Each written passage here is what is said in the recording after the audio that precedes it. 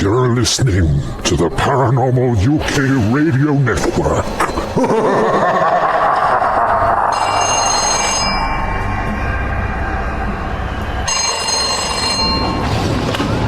Yes, do you listen to the Paranormal UK Radio Network, Your Majesty? Oh yes, most definitely, one has. Well, it'd be a very dull world otherwise, wouldn't it? Along with my twin brother, Ronald Kinsella, in association with the Paranormal UK Radio Network. Now, a warm welcome to all our listeners, and tonight we have got an exceptionally brilliant person, an author, Paul Sinclair, who's written 2 amazing books, and I've read the first book, and I'm kind of like started the second book. And the first book, Truth Proof, The Truth That Leaves No Proof, and his second book, Truth Proof Beyond the Thinking Mind, Book 2. Now, Paul lives with his wife and family in the seaside town of Bridlington on the east coast of Yorkshire, and he also began his research in 2002 after creating the ILF UFO Sightings website. Paul is also an artist, but I have to tell you, he is also a very meticulous researcher. Welcome on board, Paul. Nice to have you with us. Thank you very much for inviting me to speak tonight, and it's a pleasure to be here. Thank you very much. Well, I mean, we are so honoured to have you on board, because I'll tell you something, Paul. I saw one of your books on Amazon, and it kept standing out to me all the time, and I said, you know, I've got to get that book. So I got it, and then I think a few days later I wanted the second one. So I know that a lot of the listeners need to know a little bit about you and your work. So tell us, with regards to your UFO research and other strange paranormal phenomena, I know also that you've done your research within a 30-mile radius of where you live within Bridlington, and I've got to tell you, most of the stories in there left the hairs on my back standing up on end. Not that I have any hairs on the back of my neck, but so tell us, Paul, when did this all start? How did it start? I've always been immersed in this subject. I think most of us have who have expressed an interest or been touched by it at some time in our lives. Some people sort of have an experience that is life-changing later on in life, shall we say. For me, it started at an early age, and it was difficult to speak about at first, but I've had experiences of seeing what alien might not be the word, because I don't know if they're aliens as in from space, but sure. I've seen beings from somewhere else from being a small boy. Not so much in the 2000s. I think about 1998 was the last time that I had sort of any traumatic experiences, because they've not been very good, the things that have happened to me. And you know, with the encouragement of people like Whitley Strieber, yes, to sort of get my medical records and everything else, and it paints a rather incredible picture. I mean, I'd like to stress also that I'm no different to any one of you or anyone listening to this show. I've just got these little cameos of events, these little captions that have stayed with me since childhood. Not hundreds and hundreds, but these events that are not dreams, they're not hallucinations, these were real traumatic happenings. And that's, Ronnie, that's what set me on the road now to absolutely full-time research. I mean, for instance, this past month I've been going to a location in Bempton, and I realise listeners won't know this area, but it's in East Yorkshire, and I live in Bridlington, and it's about 4 miles from my home. And for the past for months I've been going up at 5 a.m. in the morning, and earlier sometimes, and going on an evening. I mean, your friend Bob Brown's been travelling there with me on an evening quite often. And excuse me, I'm trying to find out what's responsible for the animal mutilations in the area. And we're not talking, I realise I might be jumping from your original question here, guys, so I apologise. No, you carry on, Paul. No, we're not talking the odd animal found sort of killed in mysterious circumstances. We're talking through 2017 to present day, over 50 sheep, a large number of roe deer, badgers, porpoise, the small dolphins. Yes. All with similar injuries. The deer are slightly different. The deer are having huge holes blasted in their sides, and there's no blood. But it's whatever's doing it's obliterating the rib cage and removing in the ones I've seen, half of the liver's gone. It's really strange, and I've got the photographic evidence. I mean, I think that's important to stress, because I'm talking on radio. I'm just a voice in this sort of out of nowhere, and people might be thinking, well, he could just be saying this.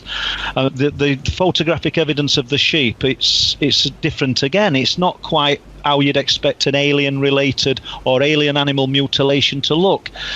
These are 80-kilo ewes that are getting instantly dropped by whatever is doing it, and it's taking the throats out and the bleeding out on the spot, but then the skin's getting stripped off the face, and no meat is eaten. But it's a strange kind of dedication. I'm looking for answers, Ronnie and Philip, that I probably will never find, because as you know, you guys are just as involved as I am.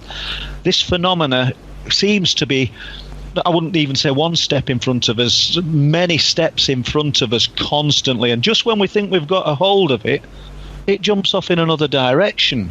And, there's so many things been happening on this particular case that I'm looking into now that shouldn't be linked. You wouldn't expect the phenomenon, but by the closeness of location, and all within the same time frame, A has to point to B and B has to point to C. I don't know the connection. The American military were up there last year in August, and not just for a number of days, for quite some time, with Dodge Ram pickup trucks with huge green containers on the back, camouflage containers with a dish on the top, pulling a trailer, and they were around. They were there the same night that me and Bob Brown saw the lights under the sea, and the same night that a guy called me while Bob was sort of there, to tell me that his daughter had just seen a UFO while she was travelling from a location called Sledmere. And interestingly, he just threw into the conversation, he said, there's a strange a military truck parked in a field, and this is just happens to be where a UFO has been seen as well. And we'd got the military trucks on the cliff tops. We'd got the porpoise mutilations. They're just having massive trauma under their jaws, huge holes, and they're found high above the waterline. So have we got, if I dare say it, have we got a phenomena that is both airborne, land-based, and marine-based? Because there's got to be a link to these mutilations. And I do apologise, guys, because I know you asked me how I got into this, and I've just jumped to Cliff Lane. Because I can assure you, Paul, I'm hooked already. We both are, and I think our listeners will, because one of the main issues, especially with Ronnie as well, and myself, is to do with the puzzle of the cattle mutilation, because we've been banging our heads against the wall for such a long time. But I think it's admirable, and this new case seems rather chilling. Bob Brown, we do know. We went on a few of his shows. He's a lovely guy, and so your interpretation, although you say you haven't made any of the links, I suspect that you've been thinking quite long and hard on this, and the UFOs, or we call them UFOs, the light phenomena, the orbs. I know that your research has led you into this fascinating subject. So do you think there's a connection between these animal mutilations and the actual light orbs that are seen? I do, yes. I think I do. I think I'd jump off the fence here and say I do. It's nice to be able to say I don't know what's responsible, but ultimately we've got to say what we think might be responsible. Now, in 2002, I started the website ILF UFO, Intelligent Light Forms, because of where we live. I mean, I'm probably 500 yards from the North Sea, but if you go inland, you've got the East Yorkshire and North Yorkshire wolds, these large areas of open land and bits of woodland and forest. And the farmers in the area in the early 2000s up until about 2009 alerted me, or I got to know them, a few alerted me about these lights, this strange phenomena that they were seeing. But it was nothing new. I mean, as most people listening will know, that strange spheres of light have been seen since probably people first started documenting UFOs. But these lights, I mean, they're orange spheres, yellow spheres, red spheres, and it's hard to get a real hold on how far away they are. But jumping to Cliff Lane, and me and Bob had been trying to film the light forms off the cliffs. The rock anglers were better placed than anybody, and the trawlermen who fish out of Bridlington and Scarborough Harbour. And they've all seen these lights that simply just appear out of nowhere, punch instantly into a row of 1, 2, 3, 4 sometimes, switch off, and then appear in a different part of the sky. Well, interestingly, I went up there with a guy called Steve Ashbridge in May. I've not got the date in front of me. Something tells me it was May the 9th, so it would have been a Wednesday.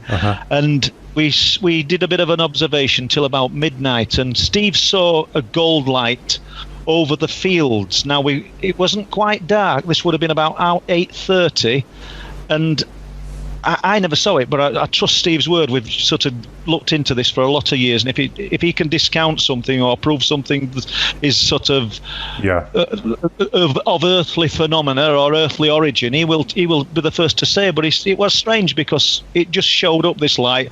He saw it 2-3 times, and then it vanished. What was odd, at 10 p.m, all the sheep in the lower fields started. Something was amongst them and disturbing them. And this was the first sheep death of 2018. Good Lord. Now, because on the Saturday morning, I found myself up at the farm, and I found a roe deer with the huge hole in its side. It had not been dead long. It was underneath a fallen hawthorn tree, and I took quite a lot of images. And when I say a fallen tree, it had gone on its side, leaving a 2-foot gap, and the bough of the tree had got lots of shoots coming off it, which formed a canopy. And this roe deer young stag, was underneath there, weighed about 100 pounds. And I took the pictures, and then as I'm walking back to my vehicle, the farmer came out of his farmhouse, asked me how things were going, and I showed him the images, and he said, another sheep were killed with the same MO as 2017. I said, all right, when was that? He says, we found it Thursday morning. Now, I found that intriguing that we'd seen this strange gold light on the cliff tops quite close to where this field was. Yes. And then the sheep were being disturbed, and I said to Steve, so let's make a note of the time, and it was 10 p.m. when the sheep were sort of something were upsetting them. Yeah. And we can't say, the light is responsible for the sheep death, but interestingly, Thursday morning they found another sheep, throat torn out, just left there. Nothing's eating these animals. The police have been involved. They've sat there with night scopes, hoping to catch it in the early days of 2017, simply because they thought a predator were doing it and it would come back to feed on the carcass, only to find at daylight another one's been done, and nobody's seen a thing. So it's highly unusual. The badgers, it just doesn't add up. The badgers are skinned, and they look like they've got little fur trousers on, because they're skinned around the middle. And the heads have been removed. Yes. I've never really seen anything like this. And the dolphins, the harbour porpoise, I've failed to understand. I've seen both.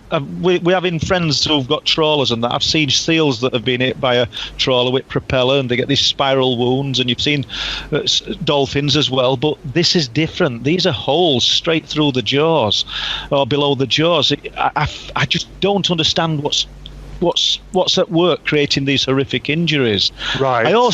I also received a envelope with a lot of strange reports in it from a retired trawlerman of many years. This guy didn't fish out of eastern North Yorkshire. He lived in Hull, but he fished in the Arctic and the Barents Sea, and he was a skipper.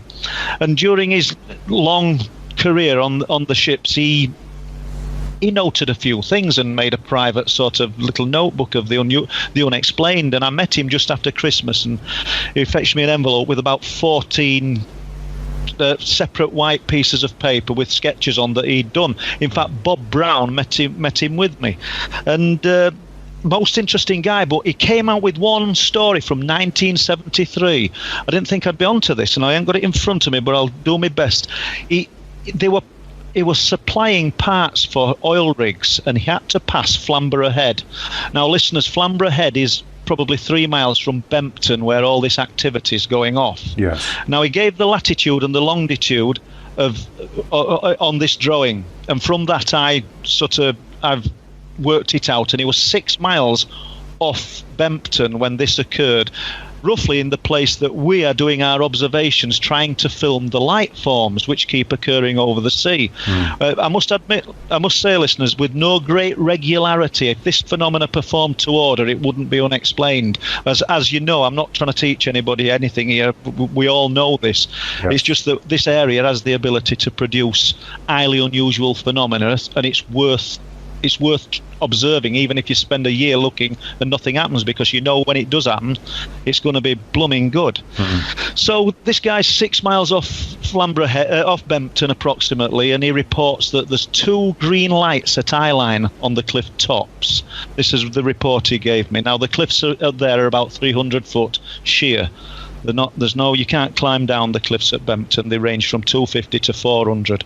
And he says 2 green lights at eyeline, 3 green lights in air above cliff top, a triangle of green lights. Then he'd got a white glow from the from the sea, lighting the cliff face up, the chalk cliffs, but no visible signs of any boats or any activity, just these lights. And then he'd got blue lights going up and down in like a spinning spiral up the cliffs.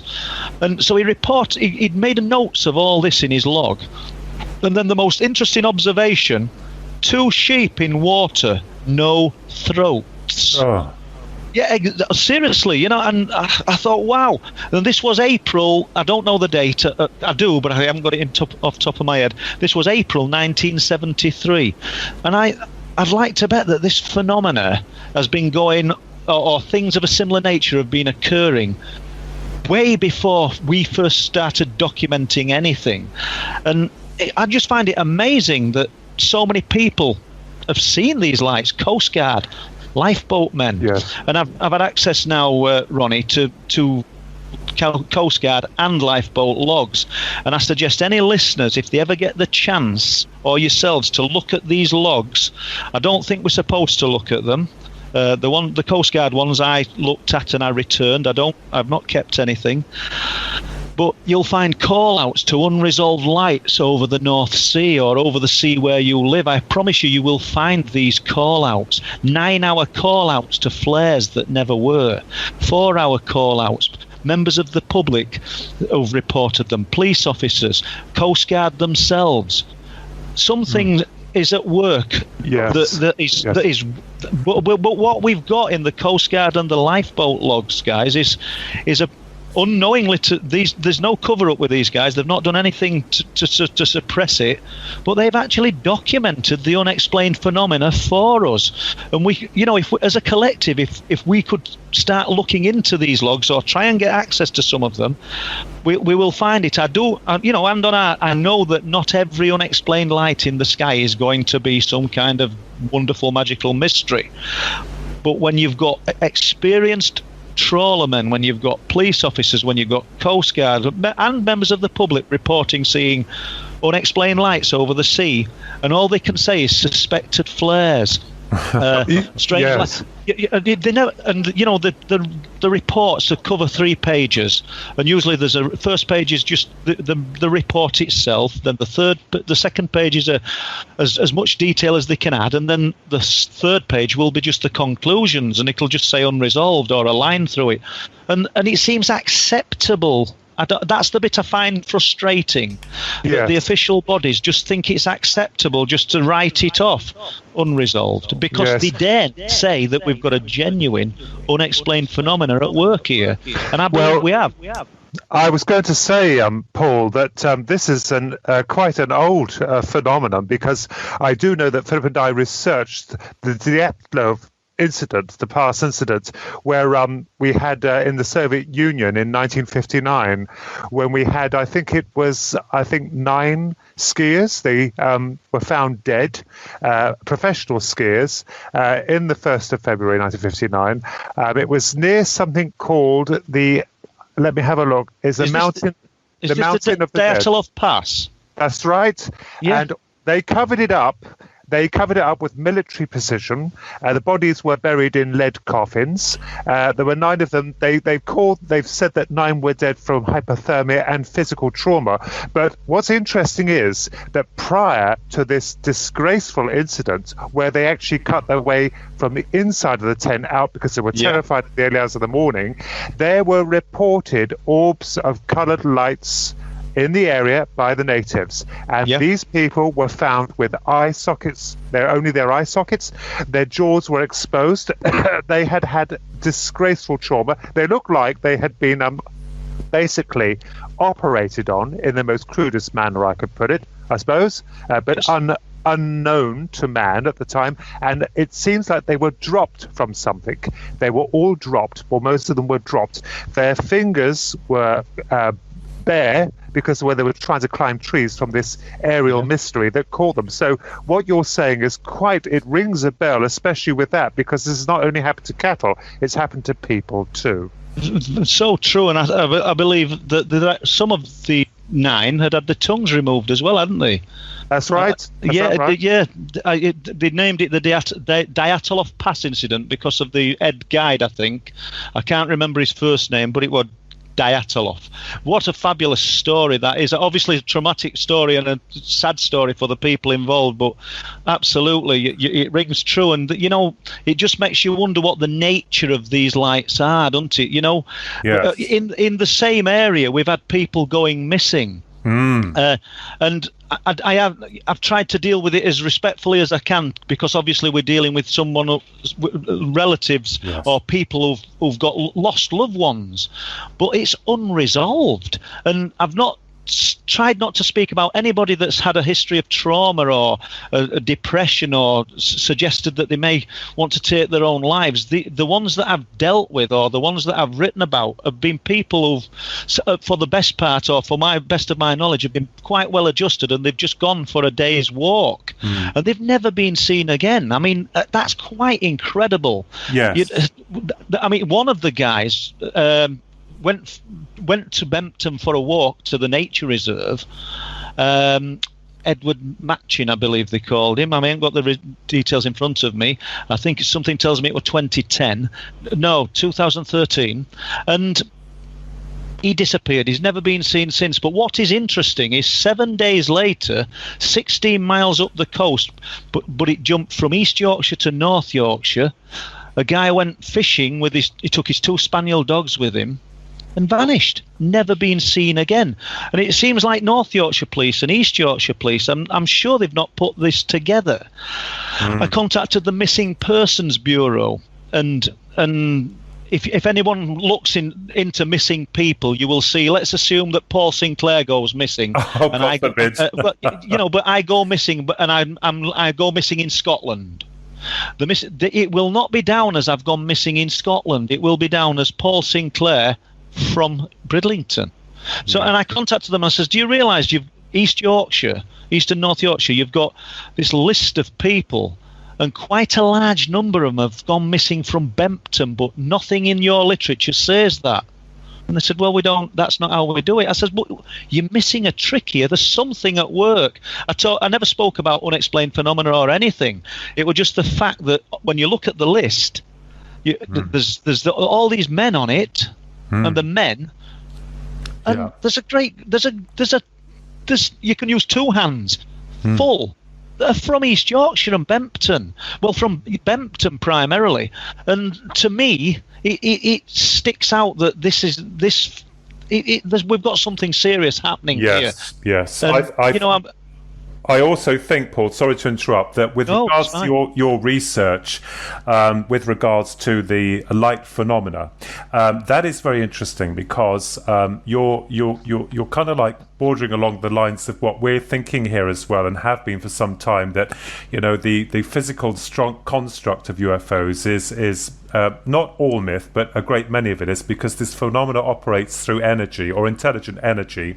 And what's interesting also, I wanted to ask you the different colours, because I know that taking it slightly out of the box, that psychic mediums sometimes see these orbs around people different colours like blues, whites, yellows, they seem to be on a different energy or more positive energy vibration link. But the light phenomena that you've been reporting and also experienced yourself seems to work on a very negative field of energy. So I understand from your research and your books that, you know, although you say you haven't got the pieces, I believe that you have got some of them, because you've made more people aware of exactly putting the pieces together, like Sherlock Holmes, and formulating a conclusion that these lights are somehow responsible for what's going on.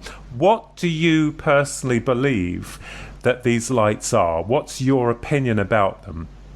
I don't think there's any structured craft behind these lights. No, it's not to say, but obviously what we're dealing with here is personal opinion, and thank you for saying it like that, because none of us are experts, me certainly not, but no. I believe that we're looking at some kind of intelligent energy, if that's not too much of a leap in the dark, because there's some kind of awareness to them, in particularly the ones that we observed on the East Yorkshire Wolds.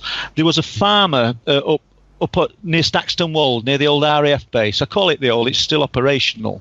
RAF Staxton Wold is the oldest operational RAF base in the world. And he's now retired, and him and his wife now devote their life to filming these objects. And I would believe that this guy's probably got more footage than anybody in the world. And he's got cameras on cams in every upstairs room, sweeping constantly, day and night.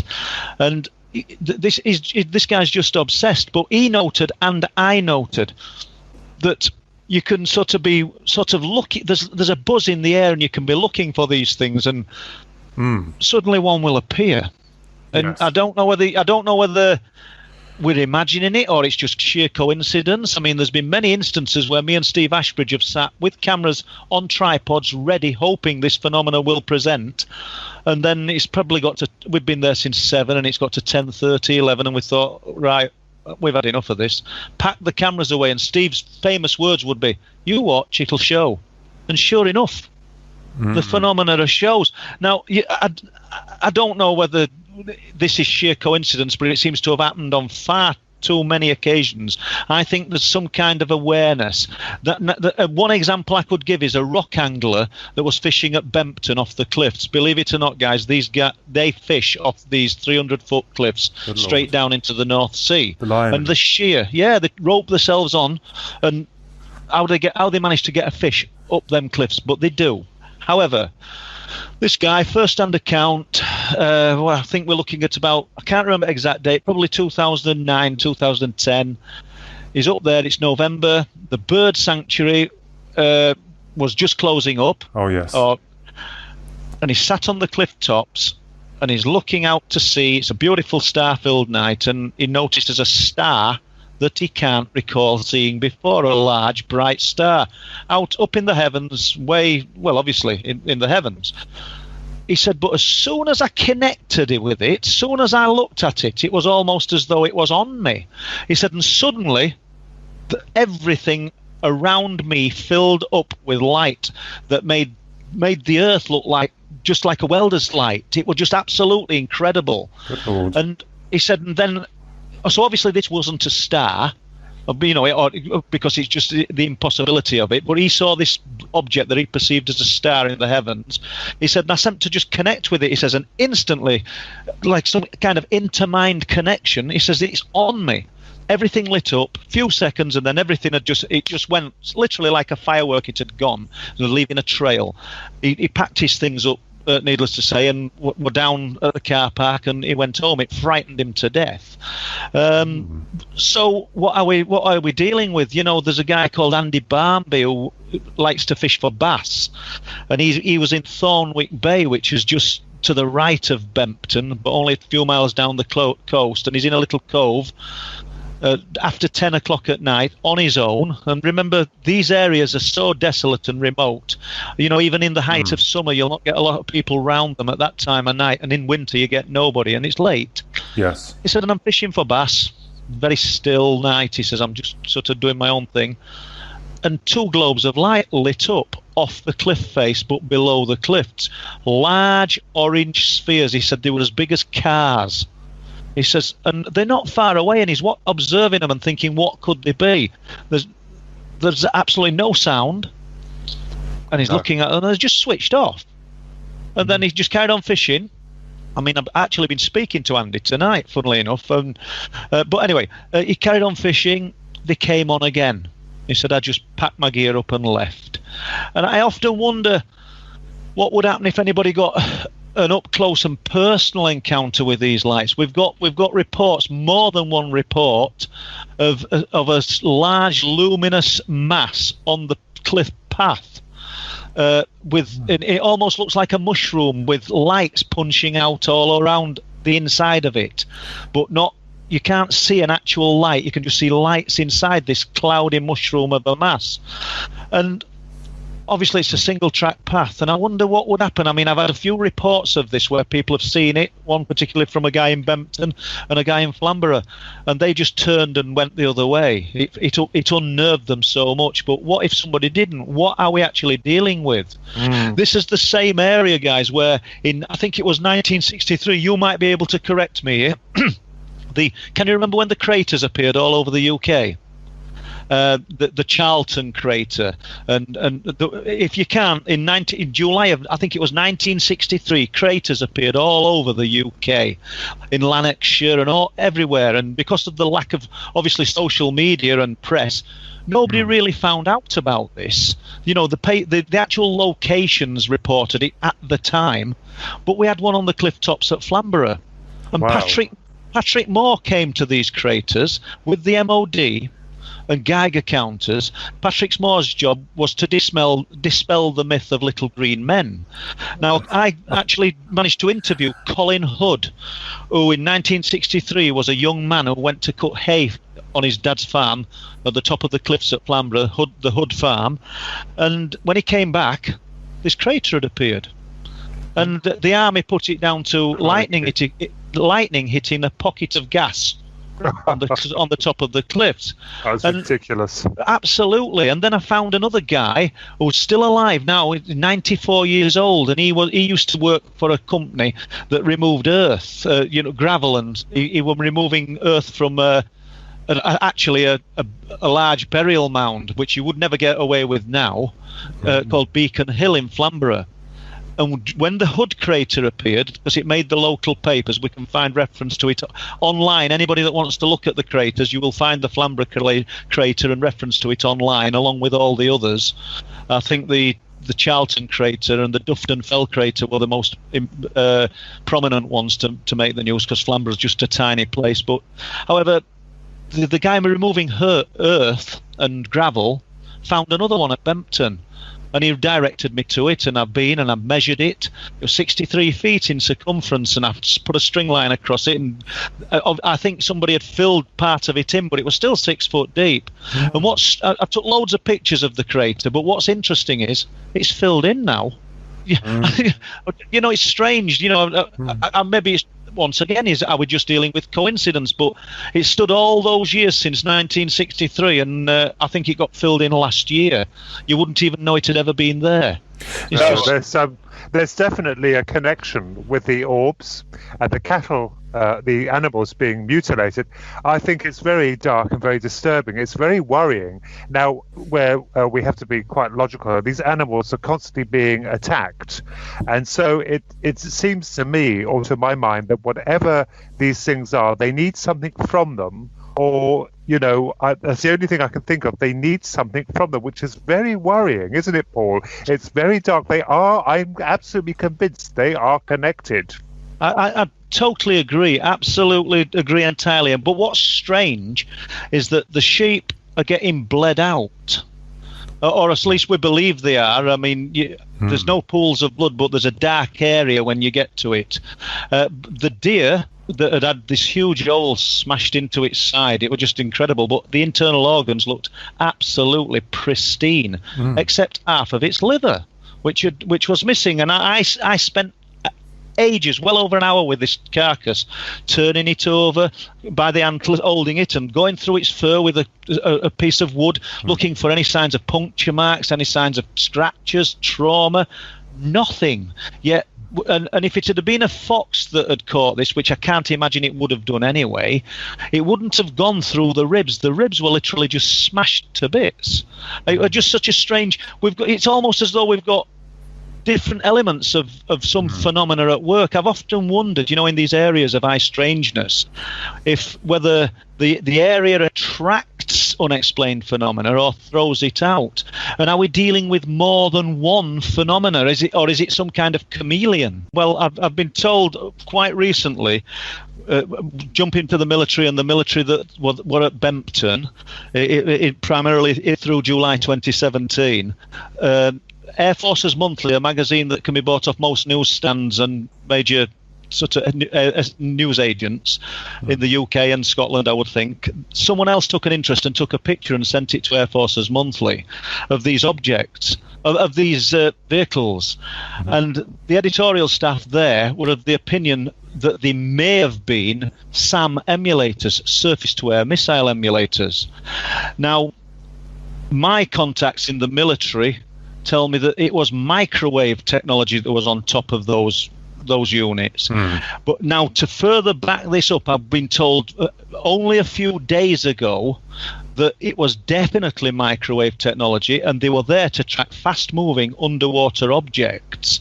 Now, I've got to be careful because I don't want to disclose who's told me this, because it involved Menmouth Hill and a few other things, and so I'm not going to jeopardize anybody by divulging that. But it just makes you wonder. You've got the military there, you've got people ringing up about telling you that they've seen, their daughter's seen a UFO, and then you've got the same guy telling you that there's a strange military unit or truck parked with a dish on the top. Now, this story started in June the 15th of 2017, when a chap contacted me to tell me that a triangular shaped depression had appeared in a pea field, a pea crop, that wasn't there the day before. And I went up the next morning at 6 a.m. with him, and we looked, and there was nothing there, no vegetation, nothing, and you've got this wonderful triangular shape in the pea crop. Incidentally, the pea crop was next to a lane called Blake Lane. Blake in Bempton terminology means black, like it's their dialect. Yes. So Blake, what is interesting is the military trucks were parked on Blake Lane. Do you know? So it's just, I mean, and I do have the pictures of the military trucks as well. And I've got the images I've got of the sheep are all from the actual farmer. I've obtained the deer images, but it just begs the question, what's going off? I mean, anybody who knows me would realize that me and mobile phones and technology don't work too good, and my daughter gave me an HTC phone which needed unlocking. So this particular day, it was late on in the year, it was a bright sunny day but very cold, and we went to have the phone unlocked. The reason I'm saying very cold will make sense in a minute. As we left our door, the bottom of the street fans out in either side in a large wide arc, both sides of the road, and there's a barber's shop opposite and a newsagent's, and there's a guy at the opposite side of the road with his shirt off, sat or leaning against the wall with a very old bike, a very old green bike, the kind of bike that you'd see in them old adverts, the bread adverts. And you know what I mean. So as soon as I walked out, he shouted me, and I thought you were talking about the weather.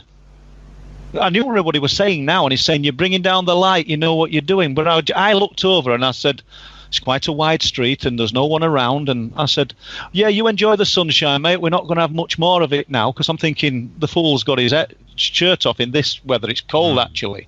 He kept shouting, you know what you're doing. You're bringing down the light. You have to stop. So I carried on walking around the corner. We took the phone to this shop to be unlocked, and I don't know, 10 minutes later, he said, come back in an hour or two, and 10 minutes later, we're off back round to our house.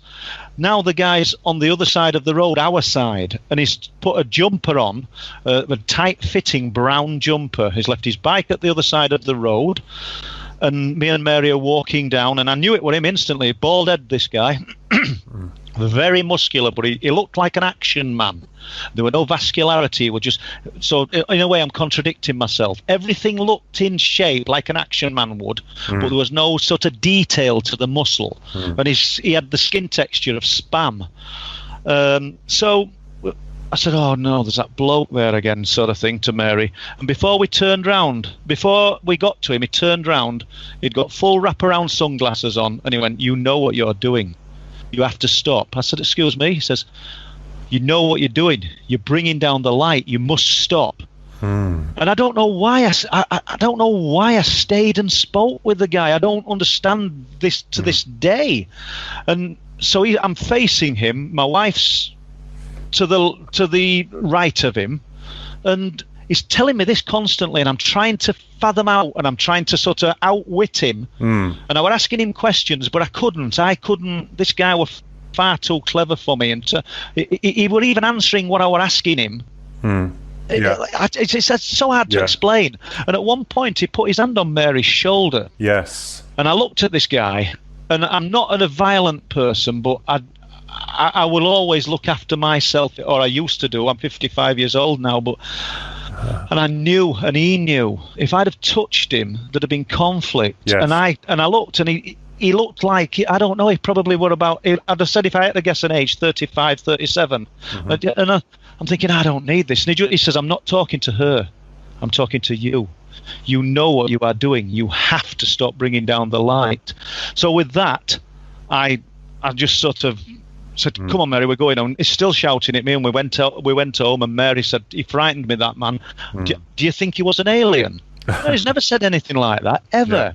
Yeah. So, I don't know, a few days later, the barber came over, bumped into me, the guy at the barber shop, and said, who was that guy that were waiting for you? I says, what do you mean? He says, well, he'd been sat there.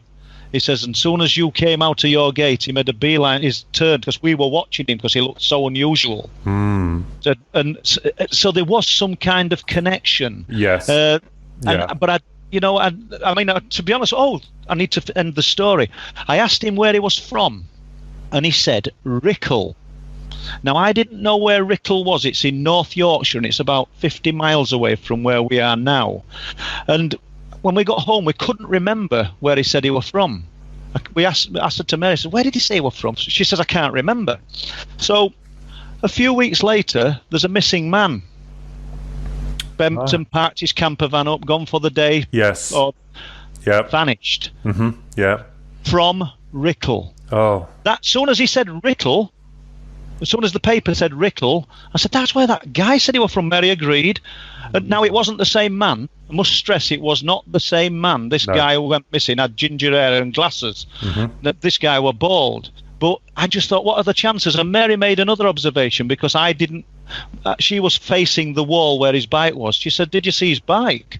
I said, what do you mean? She said, it had no brakes, front or back. He travelled 50 miles.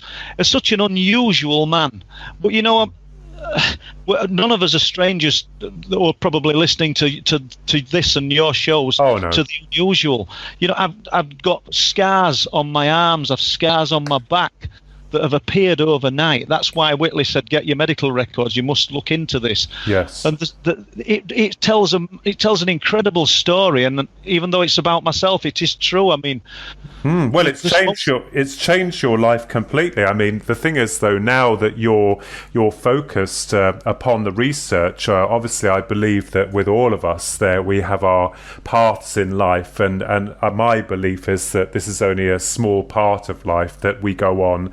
And that there's intent through why we do what we do. But I think because you've certainly, your eyes have been open to a lot of the mysteries. And what I love about your research and your books is you're no nonsense, and you get to the like us, we know nonsense. We don't dilly dally with rubbish. But the other thing that I found really amazing in here in your first book As I said, I've started the second book. It's absolutely amazing. But the pictures of the apparent-looking alien that was taken by a daughter of the mother, and they lived in a bungalow, I believed, and they were out and they'd seen these orbs, these lights coming, and then the next thing in a bungalow, the lights were upon their house, and then they were so frightened they felt trapped inside their house.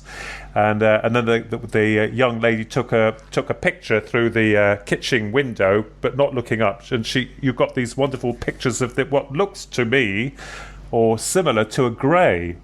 Very true. Absolutely incredible story. Yes. Sandra Walton, obviously she got married, and Muriel Rowbottom, the mum. I would love it if Muriel was still alive. She was elderly when we spoke to her, and it's quite a lot of years ago. And we went through to Knaresborough to meet both of them, and so to do a little interview with them. And it were absolutely life-changing for these ladies. They lived in Sproatley, which is near Withensea, on the coast once again, and on a chicken farm.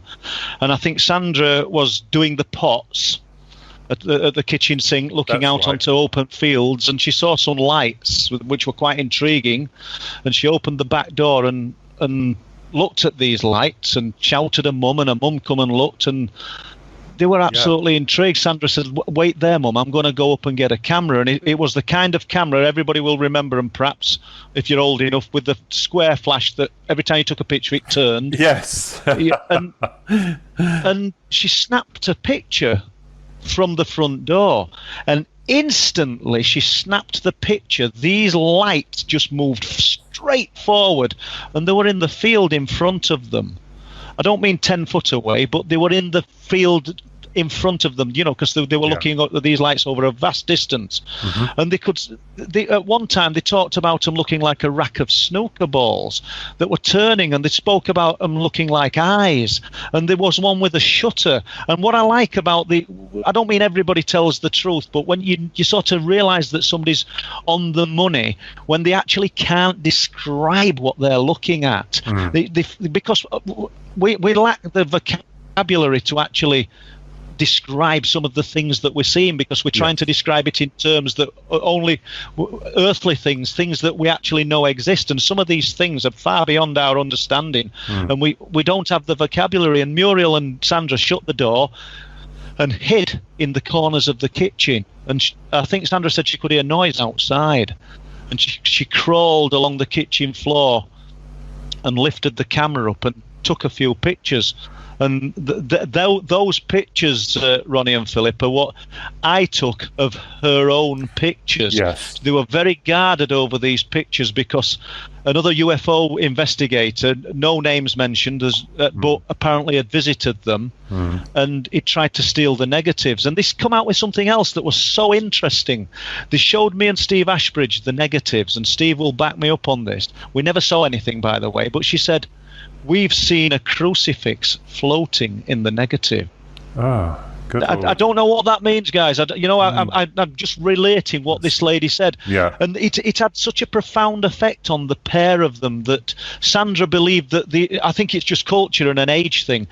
Sandra believed that they were aliens and something visiting from another planet. Muriel believed it was biblical, and they were angels. And I think that's just I think they'd both seen something. They'd both probably seen the same thing, but life had shaped them in different directions due to the age. I was going to ask you also, Paul. I mean, I know that you're in touch with Whitley Strieber, and I always have. My brother and I have always admired his coming out with regards to the communion, and I've always respected him as an author and struggling to deal with this. And what's interesting is that with your books as well, I've got to ask this question, a burning question. Please tell me, are you working on another book, Paul? I'm working on 2. Oh, wow. I started one called The Night People. Wow. And it were the Night People was entirely about my own experiences from childhood to now. And I'm 50,000 words into Night People, but I started that way back in 2017, and it would have been done now. But soon as Cliff Lane's story started, as soon as we started realising that there was something to it, I stopped. And I wanted to document this phenomena as it was going. And now I've probably 60,000 words into Truth Proof 3, if we're going to call it Truth Proof. You know what I mean? I haven't got a title for it yet, but I can't believe that this. I mean, you don't mind if I say another radio station? No, do you? Go ahead. I spoke on Midnight in the Desert a few weeks ago, and they wanted 20 questions, and we spoke for over 3 hours just about Cliff Lane. We didn't get to any more questions apart from Cliff Lane. I was amazed myself, to be honest. But so it's to me, it's an awesome story, and it's happening as we speak, which is fabulous. I mean, I don't know what the conclusions will be. At 5 a.m. in the morning, I will be up there. I will be on that field. I don't know what I'm expecting to see, guys. You know, it's just that all I know is if we've not got feet on the ground, if we're not asking the questions, we're not going to get the answers from this phenomena sat looking at a computer screen. No, and I totally agree with you. And sorry, Ronnie, you were going to say? I absolutely concur with Paul, because I think what you're dealing with or seeing, as we have been, we know has been documented so many times, is something very dark. And also, putting on the Sherlock Holmes cap, I think what these cattle mutilations are continuous and they are persistent. And of course, the governments will play it down. They will not reveal the statistics. They will not reveal the truth. It'll always be covered up. Now, it could be possible that they are guarding us from a terrible secret. I think they are. But one thing is certain. These things continuously do this for a reason. It's as if they need something from them. I'm not saying they're vampires. I'm not saying that. But they're either looking for something, they're looking at something, or they need something. Would you agree with that, Paul? I would agree, and I'm glad you brought that up. I realise we're tight for time, but I don't just mean the physical attributes of the cattle or the sheep or the humans. Do you think there's something within us that they require? I believe so, yes. Yeah, because don't you think that at times of trauma and at times of great elation, strange unexplained phenomena occur in people's homes? Yes. A great loss, bereavement. People seem to experience strange phenomena. It's almost as though we're just tuned into a slightly different level that's allowing this phenomena to us to access it, or that to access us. I've noticed that this, when everybody's experienced this like shiver of emotion when something touches you, or you've said something, and I think that, as corny as that might sound, I think that wave of emotion, yes, definitely connects to these things. Yeah. I hope some people can understand that, because I don't quite know how to express that. I totally agree with you, because in my understanding and Ronnie's, with regards to the research we've been doing on the greys, the abduction phenomena especially, and also the soul, it seems that these things are devoid of the very attributes that we have, that they themselves are denied. And there could be a program that's in place by these intelligences trying to replicate or redeem themselves on some level. We will never know. But our show is coming to an end, and I think, Paul, it's only fair that we have to thank you so much. And would you also come back on our show again later for a catch-up? Is that okay? I would absolutely love to. It's been a pleasure. Because I just want to tell all our listeners, I'm so proud, Ronnie and I are both so proud to have you on board. Hey, Ronnie? Absolutely. I mean, this has been fascinating and also very, very dark. It is echoes of incidences which are occurring globally, and it's quite worrying. And I admire people like Paul who are going out there and researching it and trying to get answers. Because it's really weird, isn't it? I was on Amazon and I go through all of the books every time, UFOs, Paranormal, and some books stand out to you, and I kept seeing all these wonderful reviews, and I thought, I've got to get that author on our show. He's got to come on our show, Ronnie. And then in the back of the book, you can contact Paul. So Paul, tell our listeners first of all how they can get in touch with you. Well, anybody can get in touch with me. I'll answer them if I'm able, or if I get a good message. So Paul Sinclair ilf@gmail.com. That's my email address, obviously. And the books are available on Amazon. Anybody just type into the search engine Truth Proof and you're going to find them. There's a website, and I have to apologise, I'm not that into the computer, I'm more into the research, but it's truthproof.webs.com, and they could be purchased via PayPal. But as I say, anybody that wants to contact me, I'm more than happy to share information or listen. You know, I'm always looking for new stories, new information, as you guys will be as well. Mm-hmm. And I honestly, I treat people with the respect that I expect back. You know, absolutely, totally. And you yes, I'd like to ask Paul, are you going to be illustrating this new book of yours? Because I'm hoping we're going to have some of your wonderful paintings in there. I will be doing, yes, yeah. Oh, yes. And do you know, Paul, I've got to say, we will have you back on our show later in the future, because there's so much to discuss. An hour is just a drop. And I've literally been so spellbound listening to your stories. And thank you so much for coming on board. Just for our listeners, please go out and buy Truth Proof, The Truth That Leaves No Proof, Book 1, and Truth Proof, Beyond the Thinking Mind, Book 2. You will not be disappointed. I can guarantee once you start reading those books, you will find them absolutely amazing. We wish you the very best of luck, Paul, in your research and your continual digging into the truth, like Mulder from the X-Files.